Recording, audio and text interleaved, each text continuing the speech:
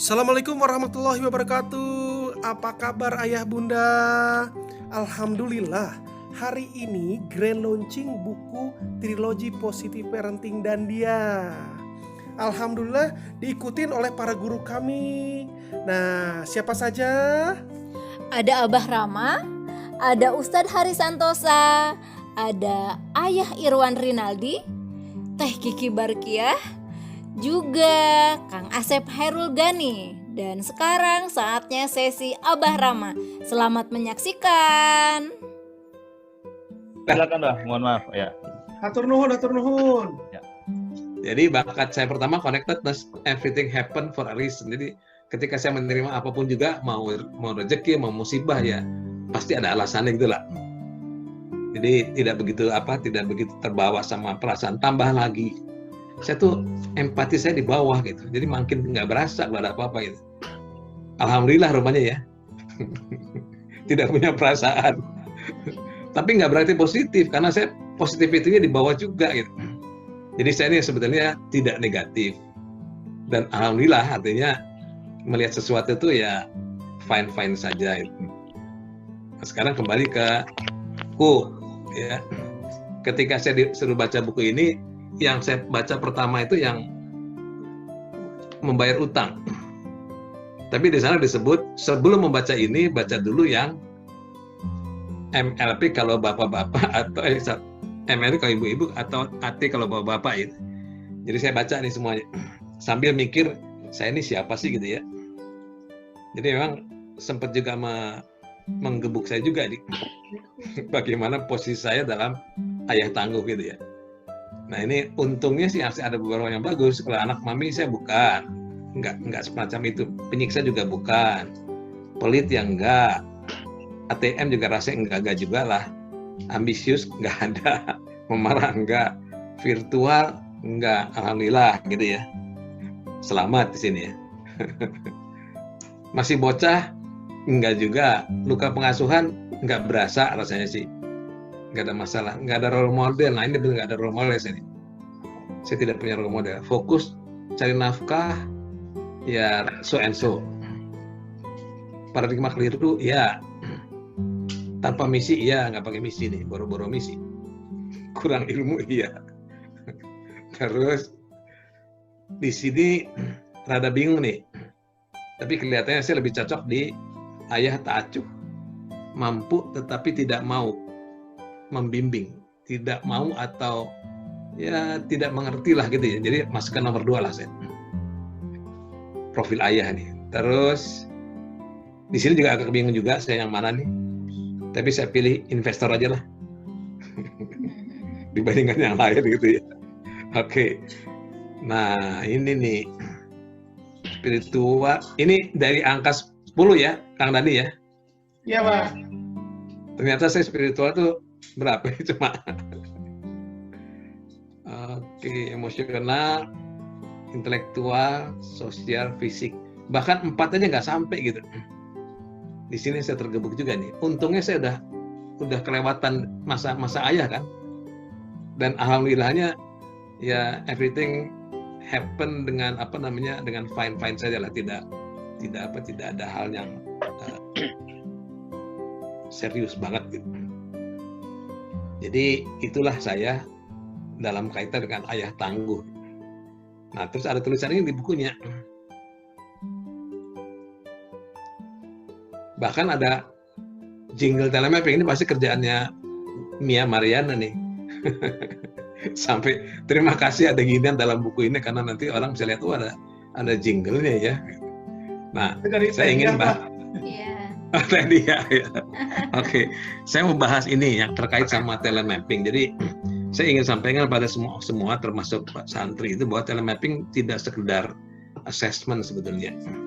Jadi jangan melihat telemapping hanya melulu assessment, karena telemapping lebih banyak kepada konsep dalam memandang kehidupan, yaitu konsep yang namanya konsep strength approach.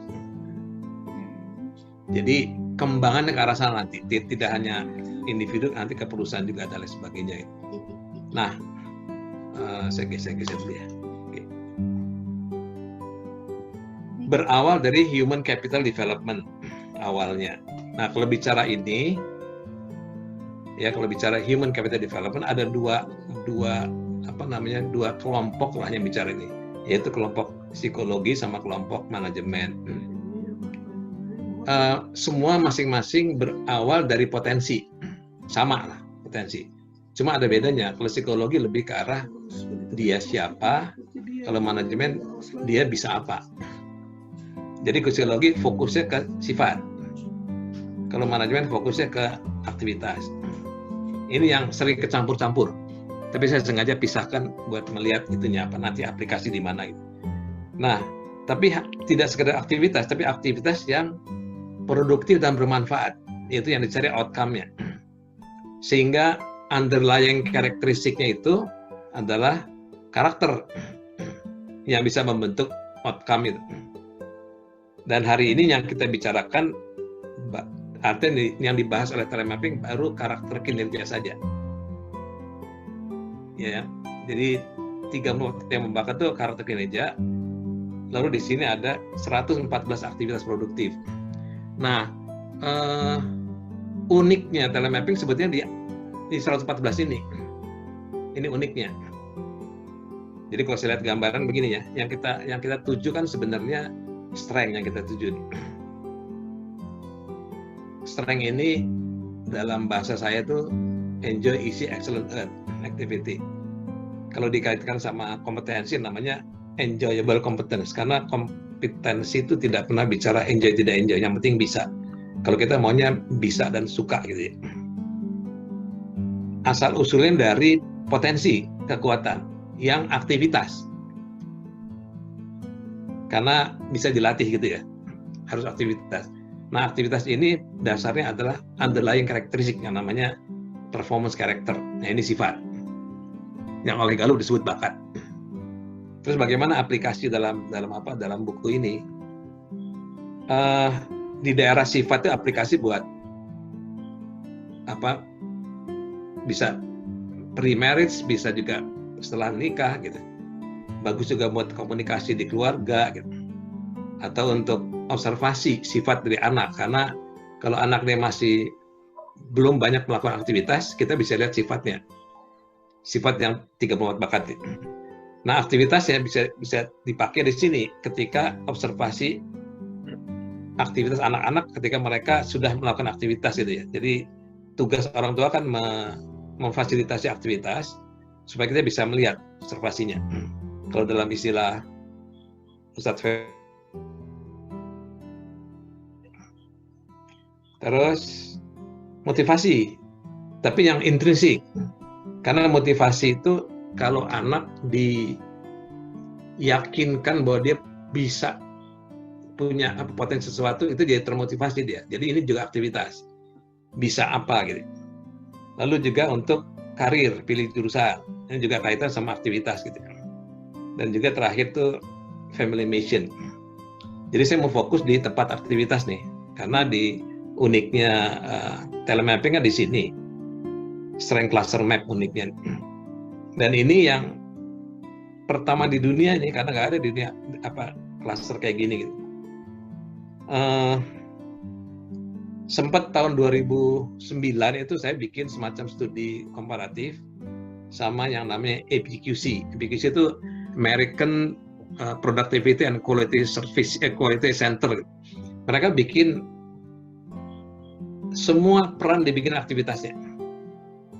Jadi banyak banget dan tergantung industri, lengkap banget lah. Kemudian saya bandingkan, ternyata yang strength cluster map lebih banyak. Karena APQC ini fokusnya pada pabrik, jadi lebih ke arah hard activity lah. Nah, ini bisa dipakai untuk manajemen, karena manajemen ngomongnya aktivitas gitu. Terus ini merupakan elemen dasar dari kompetensi dalam arti aktivitas ya, kompetensi ya. Terus juga bagus buat project selection. Jadi apa yang dilakukan oleh Budina misalnya, anak-anak tuh nggak usah ikut assessment, tapi dikasih gambar ini, suruh pilih mau yang mana gitu. Mana yang dia suka. Begitu tahu apa yang dia suka, karena konsepnya enjoy, isi dulu. Lalu dikasih proyek sambil diobservasi. Ini juga digunakan oleh banyak satri kita buat apa? Buat buat di sekolah alam untuk apa tadi, portfolio ya. Terus juga buat coaching, karena coaching kaitannya pasti aktivitas. Lalu untuk membangun tim, orang kalau ngisi ini ya, masing-masing ngisi nanti kelihatan di mana kekuatan. Saya pernah coba kira-kira 8 tahun yang lalu di Garut, kita tiap tahun di Garut ini pakai ini buat mereka secara manual milih gitu, mana yang gue banget, mana yang bukan. Oke, terus juga portfolio buat potensi kekuatan, lalu career planning di sini, dan terakhir ini buat bagian penting dari membuat misi. Ini kira-kira. Nah, sekarang kembali ke buku nih. Mengapa penting membaca buku ini? Buat yang belum baca. Karena saya kan berpikir mau beli atau dikasih 2, tapi kurang nih kelihatannya buat anak sama ponakan. Kita ini menghadapi yang namanya bonus demografi, di mana diharapkan pada tahun 2030-2025 itu anak-anak yang sekarang SMA atau mahasiswa itu menjadi orang yang produktif di tahun itu. Ya, itu kalau berjalan menurut umur. Tapi ternyata kan belum tentu gitu. Bisa jadi bukannya bonus tapi malah bencana demografi kan kalau kita tidak siapkan mereka itu. Dan kenyataan kan sekarang banyak anak-anak yang mudah stres.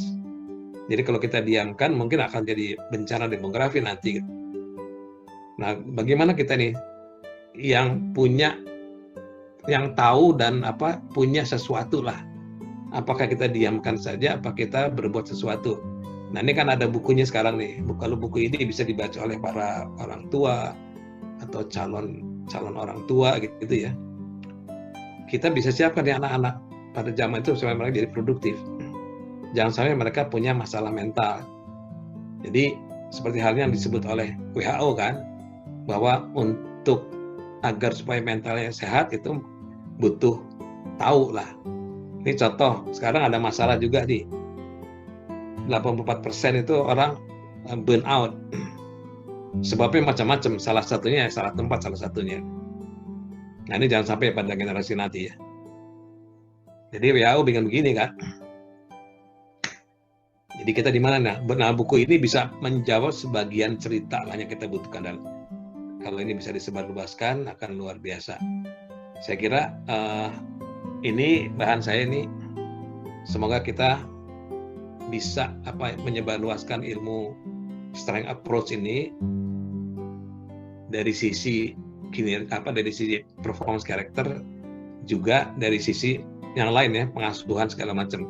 Jadi terima kasih atas ada buku ini, mudah-mudahan bisa dibaca oleh banyak orang. Demikian saya kira bahan saya. Terima kasih. Wassalamualaikum warahmatullahi wabarakatuh. Saya kembalikan dulu ya. Oke. Udah, balik. Oke. Waalaikumsalam warahmatullahi wabarakatuh. Terima kasih Abah atas pemaparannya. Baik, bagi Bapak Ibu yang akan mengajukan pertanyaan untuk Abah, silahkan dituliskan di kolom chat. Mungkin hanya 1 atau 2 pertanyaan yang bisa dijawab karena keterbatasan waktu. Kami persilahkan. Baik, Abah, sudah ada pertanyaan, Mbah, nih. Bagaimana, sebelumnya dari Bapak apa Ibu nih ya? Ibu mungkin ya, Ibu Khalil Nurul Islam. Pertanyaannya, bagaimana cara yang tepat menumbuh kembangkan anak, utamanya terkait pengetahuan dan pembangunan karakternya? Apalagi dalam kondisi pandemi sekarang ini, karena bukan hanya anaknya yang memiliki masalah, tapi juga orang tuanya nih, Mbah. Gimana nih, Mbah? Gini, kalau ngomong karakter kan ada 2. Ada karakter kinerja, ada karakter moral.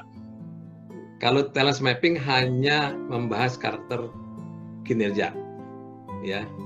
Jadi kalau tanya bagaimana membangun, sebetulnya bukan membangun sih. Kalau karakter kinerja bukan dibangun, tapi dibangunkan. Beda nih, ya. Mengembangkan karakter itu kan, kalau mengembangkan kan dari kecil menjadi besar.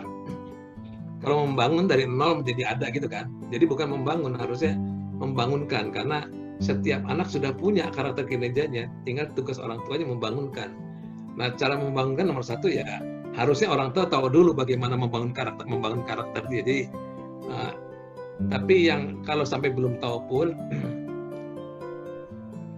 cara membangunkan adalah kasih aktivitas sebanyak mungkin, terus diobservasi gitu, mana yang dia enjoy atau isinya gitu.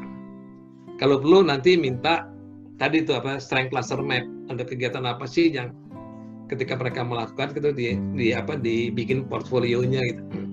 Ini sukanya di mana sih gitu. Tapi kalau masih kecil jangan judgement, karena bisa jadi begini, kan ada 114 tuh aktivitas tuh.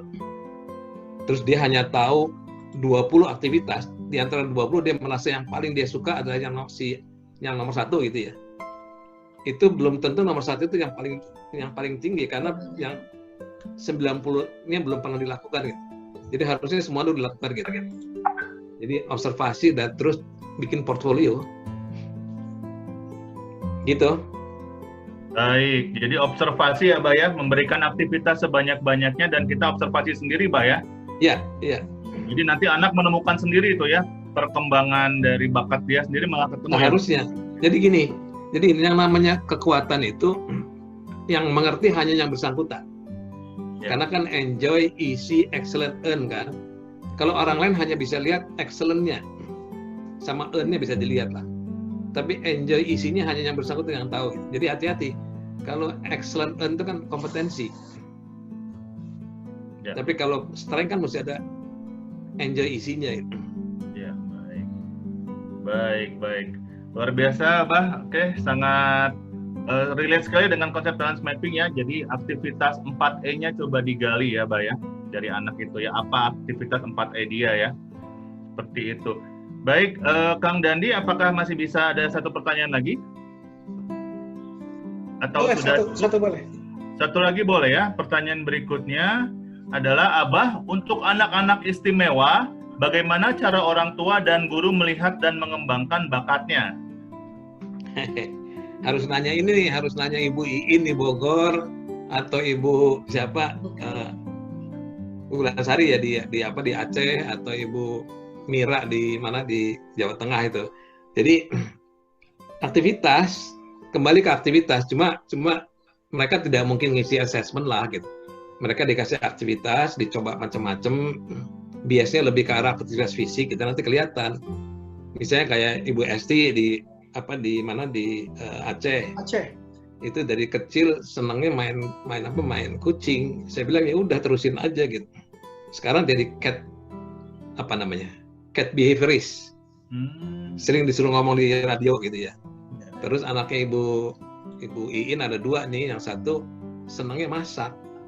Jadi dia jadi chef di AB Home. Satu lagi senangnya melayani. Jadi pelayan di satu perusahaan gitu. Dan dia suka banget gitu, semangatnya melayani. Ya gitu, dicari aktivitas mana yang dia suka gitu.